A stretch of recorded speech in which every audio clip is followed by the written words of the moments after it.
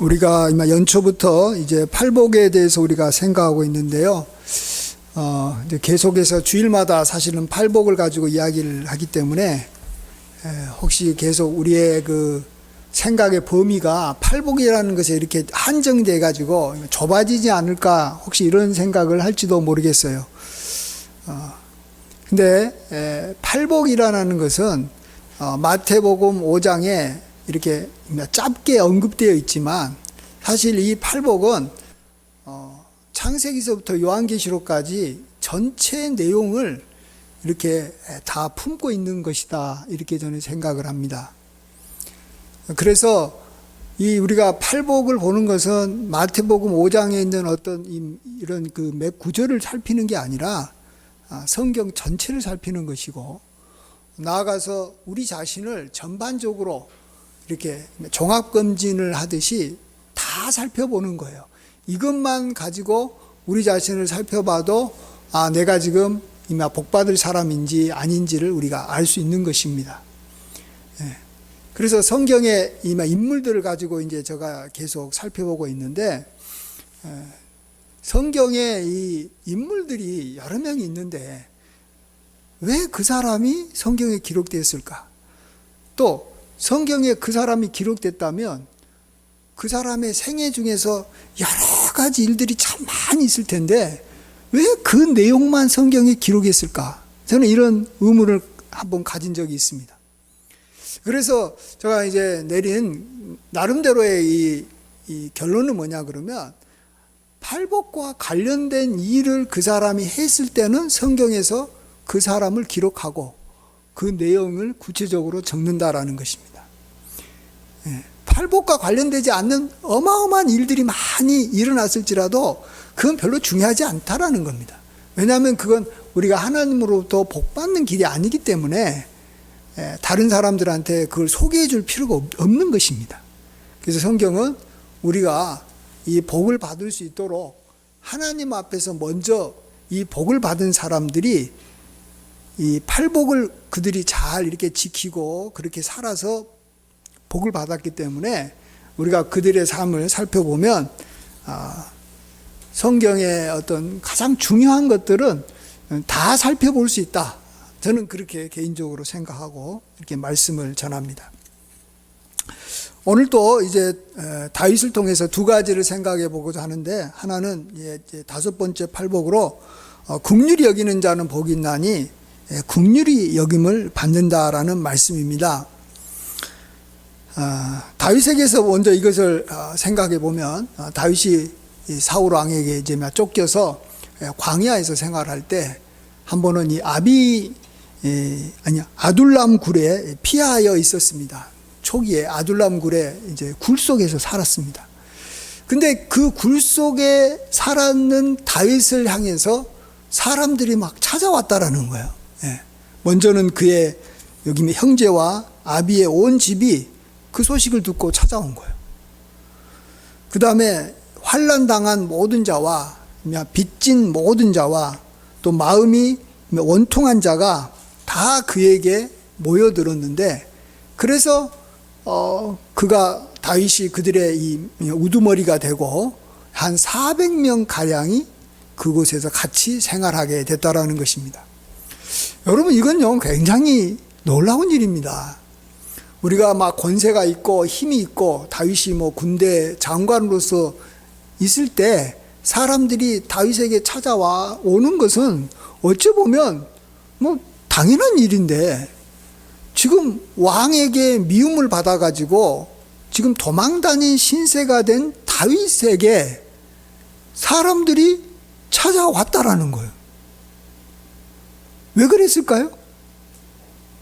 그것은 평상시 때 다윗이 온 유대와 그 이스라엘을 이렇게 그가 군대 장군으로서 이렇게 그동안에 이렇게 자기 부하들과 같이 이렇게 지냈을 때 성경에서는 그가 굉장히 지혜롭게 행했다 이렇게 말하고, 이로 인해서 유대와 이스라엘 사람들로부터 사랑을 많이 받았다라고 말합니다. 그렇다면 거기에는 분명히 다윗을 찾아온 사람들에게, 또 그러한 비슷한 사람들에게 다윗이 굉장히 이렇게 이 긍휼을 베풀었다라는 것을 우리가 알 수가 있습니다. 그러니까 환난당한 자, 빚진 자, 또 마음이 원통한 자가 봤을 때, 다윗에게 가면 내가 뭔가 쉼을 얻을 수 있겠다. 다윗에게 함께 가면 내가 뭔가 마음이 이렇게 좀 시원함을 얻을 수 있겠다. 지낼 수 있겠다. 이런 생각이 들었다라는 것입니다. 그만큼 다윗이 주변 사람들에게 긍휼을 베풀면서 살아왔다라는 것을 단적으로 이야기해 주는 것입니다. 우리도 한번 생애를 돌아보면서 내가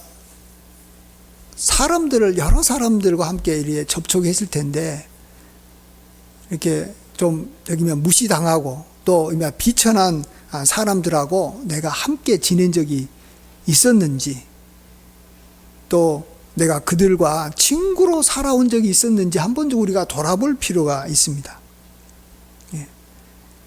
원통한 마음을 가진 사람은 자기를 어쨌든 알아주는 사람이 있다면 가서 좀 원통함을 풀고 이야기하고 싶어 할 것입니다. 그리고 함께 지내려고 할 겁니다. 우리가 만일 다윗처럼 광야 생활을 하게 됐을 때가 만일 온다면, 그래서 내가 굉장히 외롭고 힘들 때, 내가 만일 아무도 나를 안 찾아준다고 주변 사람들 우리가 원망할 수도 있습니다. 내가 여기 잘 나갔을 때는 막 나를에게 막 오드만, 내가 막 이렇게 막 늙고 병들고 막 이러니까 아무도 안 오네? 그러면 누구 탓입니까? 친구 탓입니까? 다윗을 보면 아니라는 거예요. 내 탓인 거예요. 내가 평상시 때 어려운 사람들을 긍휼히 여겨주지 않으니까 내가 외롭고 힘들고 가난해질 때 아무도 내 곁에 찾아오지 않는다라는 것입니다. 그래서 우리는 이 긍휼함을 우리가 나중에 여기 받아야 되는데, 하나님으로부터 받고 또 사람들로부터 긍휼함을 받으면서 살아야 되는데, 우리가 그러기 위해서는 우리도 먼저 사람들을 긍휼히 여겨주는 사람이 돼야 될 줄 믿습니다. 이렇게 다윗은 사람들을 긍휼히 여길 때 하나님께서 그를 긍휼히 여겨주셔서 마침내 그를 이렇게 광야에서 건져서 온 이스라엘의 왕이 되게 하시지 않았습니까? 그리고 또 막상 왕이 되면 자기 혼자 이렇게만 나라를 다스리는 게 아닙니다. 자기를 이렇게 충성스럽게 돕는 그러한 사람들이 같이 도와줘야지 왕으로서 역할을 잘 감당하는데, 자기가 광야에서 어려웠을 때 그때 함께 찾아와서 어렵게 생활했던 사람들이 결국은 그 다윗을 도와서 참 큰 일을 많이 합니다. 아합 장군도 그러하고, 또 이 제사장 이 아비아달도 그때 어려움을 당해서 함께 지내다가 또 제사장으로 역할을 하고, 특별히 이 가드 사람들, 이 블레셋 사람들도 다윗하고 같이 지냈는데, 다윗이 왕이 됐을 때 블레셋 사람들이 참 어려울 때마다 많이 도와준 것을 보게 됩니다. 그래서 사람들로부터도 도움을 받고 하나님으로부터 도움을 받아서 이렇게 우리가 잘 살 수 있는 것입니다. 사람이 아무리 잘 나가도 언젠가는 우리도 위기가 올 수 있고 어려움에 처할 수도 있다는 걸 우리가 알고 있을 것입니다. 이럴 때 긍휼히 여기는 자는 긍휼히 여김을 받아서 그러한 위기를 넘어가는 것입니다. 한 번은 이 다니엘 시대 때 우리가 잘 아는 여기 느부갓네살 왕 잘 아실 겁니다. 느부갓네살 왕은 이 바벨론에서 가장 위대한 왕입니다. 지금도 뭐 느부갓네살 왕의 이름이 이런 이라크에서는 최고의 왕으로, 우리나라로 말하면 뭐 세종대왕 이상으로 그들이 존경하는 사람인데, 한 번은 그가 꿈을 꿨지 않습니까? 한번 꿈을 꾸니까 이 넓은 땅에 큰 이제 나무가 있는 거예요. 근데 그 나무가 갑자기 하늘에서 내려온 어떤 거룩한 자에 의해서 이렇게 가지가 잘리고 여기 밑둥이만 남고 다 없어진 거예요. 그동안에 그 가지로 인해서 막 짐승들도 먹이를 먹고 막 새들도 그곳에 지냈는데 그렇게 된 거예요. 그래서 이 꿈이 뭐냐라고 다니엘에게 물어보니까 이 꿈은 바로 느부갓네살 왕 당신을 말한 것입니다. 당신이 이제 얼마 못 가서 쫓겨날 것이고 이제 들판에서 이렇게 짐승처럼 지낼 것입니다. 그렇지만 7년이 지나게 되면 다시 하나님께서 회복시켜 줄 것입니다. 이렇게 말합니다. 이럴 때 다니엘이 그렇게 말하면서 마지막으로 하는 말이 이런 말이 있습니다. 그 왕에게 왕이 공의를 행함으로 죄를 사하고 가난한 자를 긍휼히 여김으로 죄악의 사함을 받으십시오. 이렇게 말합니다. 어차피 지금 이제 7년 동안은 이제 앞으로 정말 짐승처럼 지내야 되지만 그것이 지난다고 해가지고 다시 회복된다고 느부갓네살 왕이 또 힘있게 사냐? 그건 아니에요. 그러려면 그가 다시 7년 후에 정말 그가 이 힘있게 왕으로서 잘 살려면 공의를 행할 뿐만 아니라 가난한 사람들을 불쌍히 여겨야 된다라고 분명히 이야기합니다. 그래서 느부갓네살 왕이 그렇게 살아서 나중에 다시 그가 어려움을 당했지만 회복되고 난 다음에 느부갓네살 왕이 참 그 나라를 잘 다스리고 복된 왕으로 살아가는 것을 보게 됩니다. 다음으로 또 다윗이 긍휼히 여김으로 복을 받아서 긍휼히 여김을 받는 경우를 하나만 더 생각해 보면 다윗이 자기 아들 이 압살롬 때문에 자기가 이제 왕궁에서 쫓겨나서 피난길에 오른 적이 있습니다. 이럴 때 이 압살롬에게는 아히도벨이라는 아주 이스라엘에서 최고의 전략가, 모략가가 있었습니다. 그 이 아비도벨이라는 이 모략가가 압살롬에게 중요한 걸 하나 제안하는데 그게 뭐냐 그러면 다윗이 예루살렘에 여기 남겨둔 이 후궁 10명을 대낮에 강간해라라는 것입니다. 사람들 보는 데서. 왜 그런 제안을 했을까요? 그것은 나중에 이 압살롬이 설사 전쟁에서 여기 이겨도 이 서로 두 사람은 이미 부자 관계로 있기 때문에 이게 부자 관계라는 게 끊어지는 게 아닙니다. 그래서 나중에 다시 압살롬이 다윗에게 다시 왕의 자리를 이렇게 여기 넘겨둘 수도 있고 또 다윗에 이렇게 지도를 받을 수도 있는 상황이 되니까 그것이 두려워가지고 압살롬의 편에서 이렇게 싸우려고 하는 백성들이 많이 없었던 것입니다.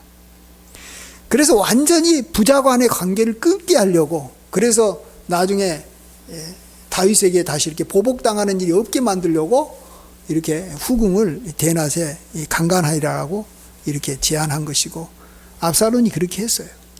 그러니까 이제 자기 어머니격인 그러한 후궁들을 그가 범하니까 이제는 아버지 다윗으로부터 압살롬은 완전히 미움을 받고 이 관계는 끝났다라고 다 알고 있었던 겁니다. 이스라엘 사람들은 다 알았어요. 이게 끝났다. 예. 그렇잖아요. 예. 다른 건 몰라도 이것은 이제 아주 반인륜적인 행동을 한 것이고 용서를 받지 못한 일을 한 것입니다. 그런데 우리가 잘 아는 대로 참 놀랍게도 그럼에도 불구하고 여러분 반란을 일으키는 아들은 용서해 줄 수 있어요. 그러나 자기의 아내를 범한 아들은 용서가 안 되는 겁니다. 그럼에도 불구하고 다윗은 이 압살롬과 이제 전쟁을 향해서 나아가는 이 군사들, 특별히 지휘관들을 향해서 제발 내 아들을 좀 너그럽게 대해달라, 살려달라라고 이야기합니다. 그리고 그 이야기를 모든 군대 앞에서 이야기를 합니다. 왜 그러냐 그러면 공개적으로 모든 군인들이 이렇게 듣게 하지 않으면 다윗이 정말 자기 아들을 용서해 줬을까? 불쌍히 여겼을까? 이거에 대해서 의심을 품고 그냥 말로만 그렇지 다윗이 그렇지 않을 거야 하면서 그 압살롬을 이렇게 죽일 수 있기 때문에 다윗이 공개적으로 나는 그가 이렇게 살아났으면 좋겠다. 나는 그를 갖다 용서한다라고 이야기했던 것이죠. 하지만 결국 이 다윗의 말을 듣지 않은 요압 장군에 의해서 압살롬이 죽임을 당했습니다. 다윗은 이 소식을 듣고 진정으로 마음이 아파서 막 통곡했다라고 성경은 기록합니다. 내 아들 압살롬아, 내 아들 압살롬아, 차라리 내가 너를 대신해서 죽었더라면 하면서 막 압살롬의 이름을 부릅니다. 그렇습니다. 우리가 어떤 사람에 대해서 긍휼히 여긴다는 것에서 최고의 그러한 수준이 뭐냐 그러면, 여러분, 가난한 사람, 원통한 사람을 불쌍히 여기는 것은 사실은 불쌍히 여기는 것에서 단계에서 제일로 낮은 단계입니다. 그것은 불쌍히 여기는 것이기는 하지만 그것은 그렇게 이 수준이 높은 건 아닙니다. 불쌍히 여기는 최고의 단계는 나에게 어마어마한 죄를 지은 사람을 내가 용서해주고 불쌍히 여기는 것이 진짜 긍휼히 여기는 것에서 핵심인 것이죠. 그래서 이것은 어려운 거예요. 그게 안 되는 거예요. 그게. 예. 우리가 주기도문에서 고백하면서 굉장히 항상 마음에 찔리는 것이, 우리가 우리에게 죄 지은 자를 용서해 준 것처럼 우리의 죄를 용서해 주십시오. 이 기도가 사실은 굉장히 우리 마음을 찌르고 힘들게 만듭니다. 그럼에도 불구하고 우리가 그렇게 해야 되는 것은, 그래야지만이 우리가 주님으로부터 용서를 받기 때문에 그런 겁니다. 이제 나중에 살펴보겠지만 우리가 마음속에 있는 그러한 하나님 앞에 지은 죄가 우리에게 깨끗하게 이렇게 씻음을 받기 때문에 그런 겁니다. 그리고 우리가 그래야지만이 어쨌든 우리가 또 이러한 위기가 있을 때 하나님께서 우리를 불쌍히 여겨주고 긍휼히 여겨주셔서 위기에서 우리가 나중에 벗어날 수 있기 때문에, 우리는 가장 어려운 것이 바로 우리에게 죄 지은 사람을 용서해 주는 건데, 그걸 우리가 해야 되는 것이고, 다윗은 그걸 한 거예요. 자기 아들에게. 이건 아들에게 한다기보다도 자기에게 죄 지은 사람에게 한 거예요. 그래서 하나님께서는 참으로 다윗도 그 다음에 죄 많이 짓잖아요. 그때마다 하나님께서 다윗의 죄를 용서해 주시고 그를 깨끗하게 만들어 주신 것을 보게 됩니다. 이제 그 다음에 두 번째로 우리가 이제 팔복 중에서 오늘 여기 6번째인 마음이 청결한 자는 복이 있나니 그들이 하나님을 볼 것이요 라고 생각해 보고자 합니다.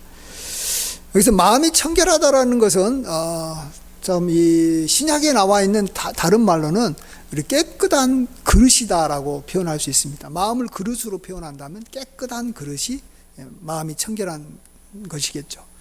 자, 그렇다면 하나님을 본다라는 말은 뭐겠습니까?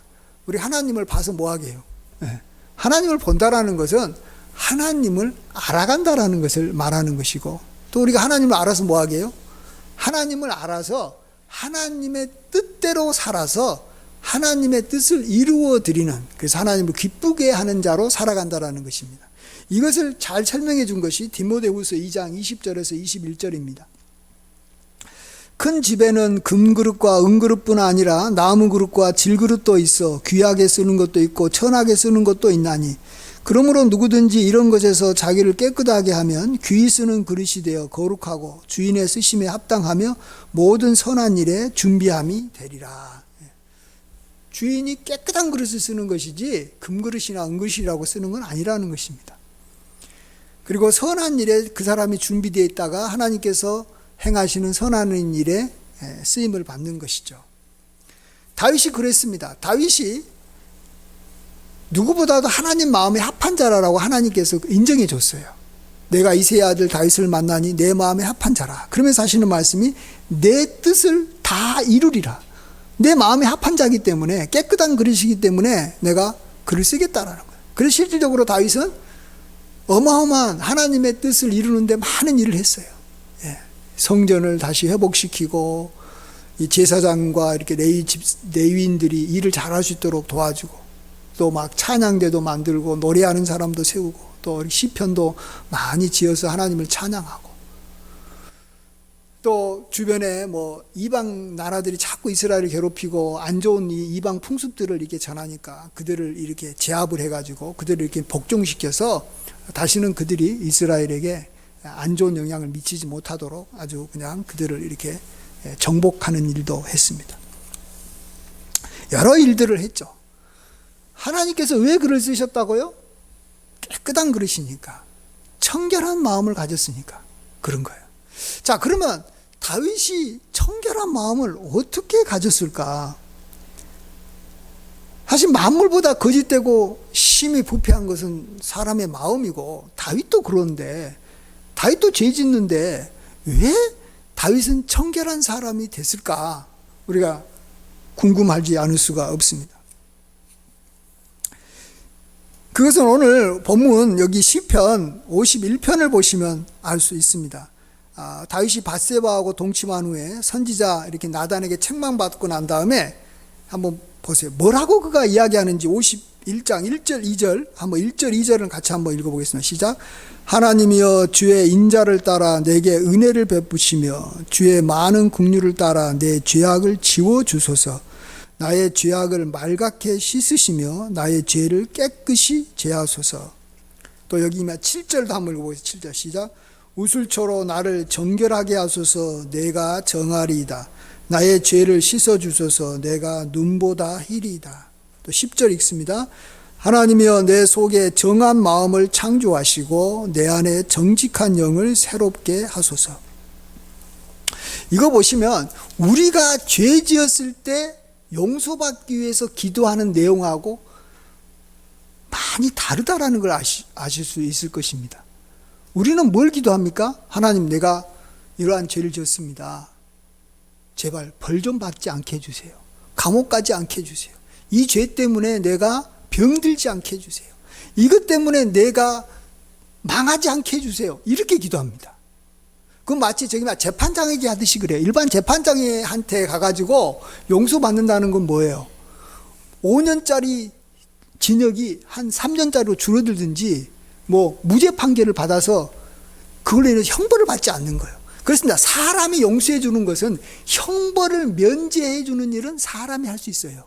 그렇지만 사람이 재판장도 못하는 게 뭐냐 그러면 죄로 인해서 더러워진 마음을 깨끗게 하는 일은 어떤 인간도 못하는 거예요. 나도 못하고 재판장도 못하고 아무도 못하는 거예요.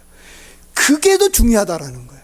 여러분, 형벌을 면해 주는 것보다도 더 죄 지었을 때 중요한 것은 그 죄로 인해서 더러워진 마음을 씻어내는 거예요.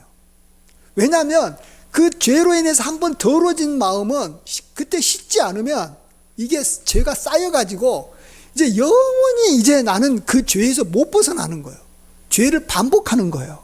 한번 도둑질하는 사람은 또 도둑질하게 되고 또 도둑질하게 되고 또 도둑질. 형벌을 좀 세게 받으면 조금은 줄어들지 모르지만 또 도둑질하게 되는 거 계속 지는 거예요.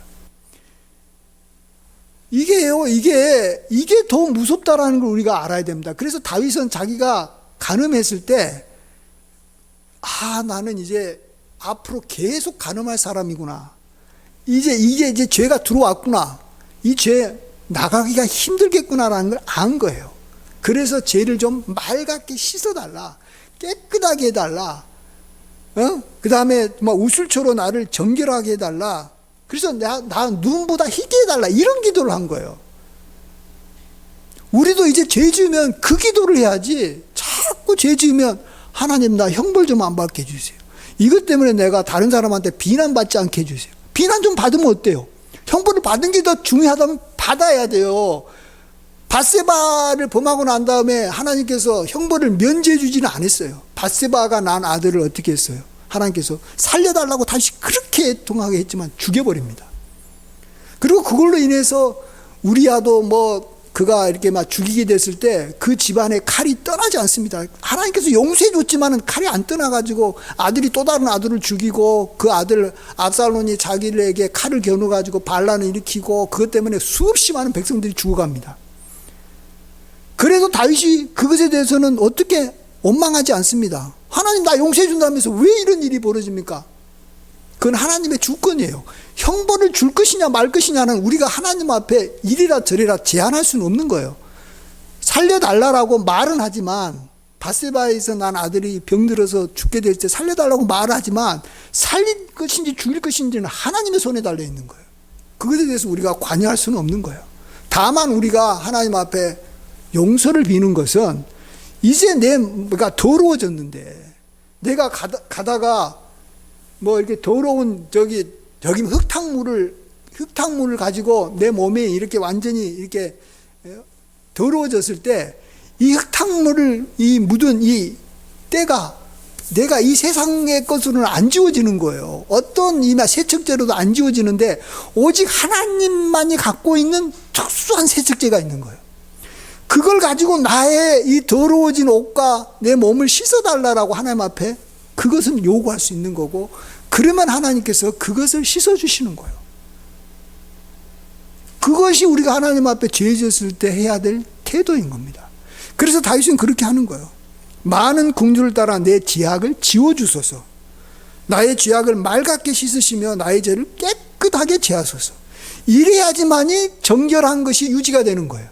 그래야지 죄를 안 지어요. 그래서 다윗이 밧세바를 범하고 난 다음에요, 정말 왕이 한 번 음행하기 시작하면 이게 죽을 때까지 하게 돼 있는 게 왕이에요. 왜? 그게 너무 쉽거든요, 왕은.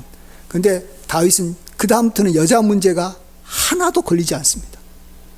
그리고 마지막에 그가 늙어서 이제 너무 늙어가지고 몸이 차가워지니까 이불을 덮어도 따뜻하지 않는 거예요.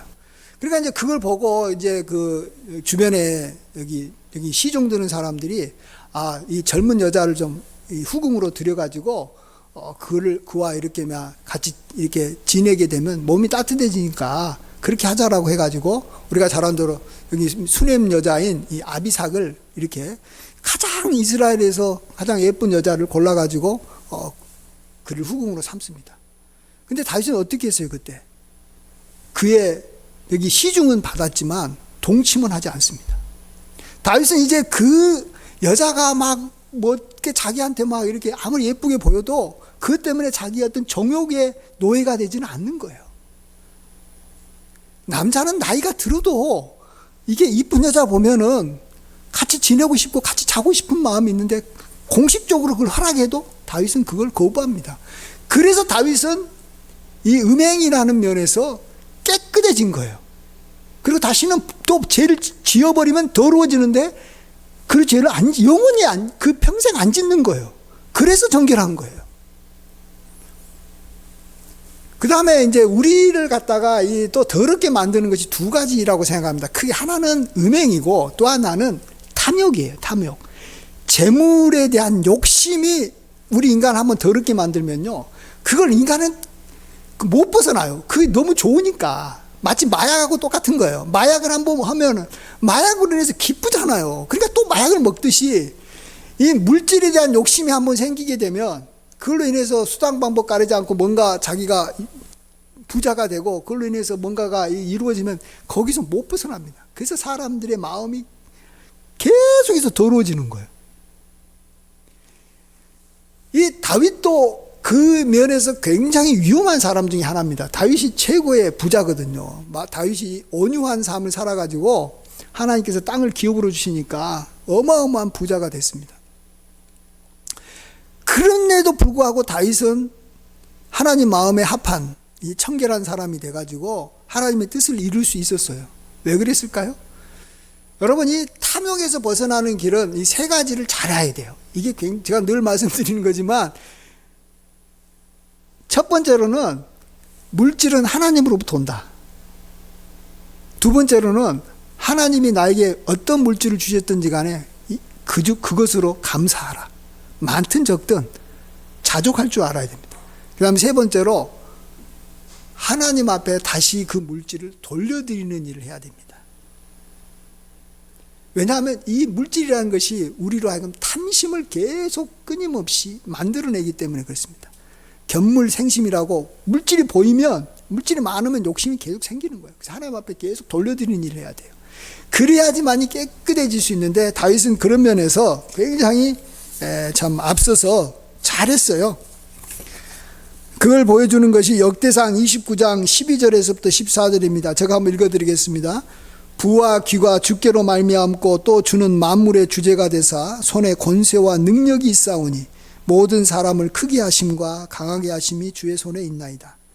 우리 하나님이여, 이제 우리가 주께 감사하며 주의 영화로운 이름을 찬양하나이다. 나와 내 백성이 무엇이기에 이처럼 즐거운 마음으로 드릴 힘이 있었나이까. 모든 것이 주께로 말미암아 싸우니 우리가 주의 손에서 받은 것으로 주께 드렸을 뿐이니다. 여기 세 가지가 다 들어가 있어요. 부와 귀가 주께로 말미암습니다. 그리고 내가 감사드립니다. 그 다음에 내가 주께 받은 것으로 다시 주께 돌려드립니다. 예. 그래서 다윗은 이 탐욕이 그의 마음을 이렇게 더럽히지 않게 끊임없이 방어를 해서, 정말로 인간은 더럽게 살 수밖에 없는 존재인데 끊임없이 그것을 씻어낸 거예요. 우리의 발에 우리가 때가 묻으면 발을 매일 씻듯이 다윗은 음행과 탐욕을 계속해서 씻어내는 일에 굉장히 신경 쓴 거고, 그렇기 때문에 다윗은 하나님이 그에게 나타나시고 하나님을 알게 되고 하나님의 뜻을 이루는데 귀하게 쓰임을 받게 된 줄 믿습니다. 우리도 그러한 복을 우리가 다윗과 같이 받아 누려서 참으로 하나님 앞에 귀하게 쓰임 받고 하나님을 보게 되는 귀한 축복이 있기를 주의 이름으로 간절히 축원드립니다. 아멘. 기도하겠습니다. 아버지 하나님, 참으로 우리가 팔복을 살펴보고 있습니다. 오늘은 긍휼히 여기는 자는 복이 있어서 그들이 긍휼히 여김을 받는다라는 말씀과, 또 마음이 청결한 자는 복이 있어서 그가 하나님을 볼 것이다 라는 말씀을 살펴봤습니다. 다윗이 참으로 팔복을 온전히 누렸던 사람 중에 한 사람임을 우리가 알기에 아버지 하나님, 다윗의 삶이 우리에게 얼마나 큰 도움이 되는지 모릅니다. 오늘 들었던 말씀을 우리가 마음에 새기고 또 다윗을 기억함으로 우리가 이 땅에서 정말 팔복을 누리되 긍휼히 여김을 받는 자로 살게 해주시고 하나님을 보고 하나님께 쓰임받는 자로 살게 인도하여 주시옵소서. 주여, 우리로 하여금 팔복으로 살아가는 은혜를 허락하여 주시옵소서. 예수님의 귀하신 이름으로 기도합니다. 아멘.